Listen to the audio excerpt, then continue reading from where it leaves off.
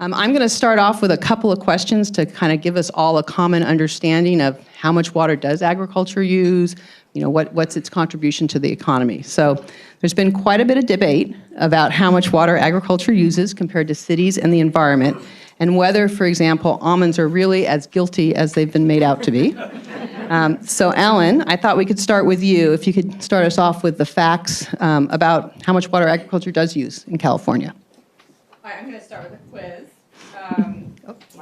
Sorry. Yes, we're sharing mic. I'm going to start with a quiz. So how many of you think that agriculture uses 80% of California's water? Raise your hand. And how many of you think it uses 40%? So same hands going up. And those numbers have both been in the press a lot, and it's because they're both right. If you are just looking at the amount of water that cities and farms use combined, then it's about 80% agriculture and about 20% cities. And that ratio, everybody agrees on.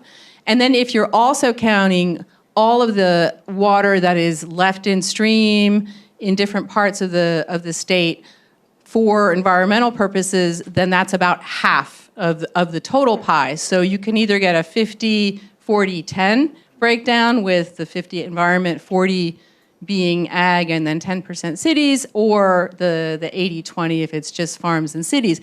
But it's also really important to note that a lot of that water that we count toward the environment is in places where nobody's there to use it. It's up in the North Coast rivers that are wild and scenic.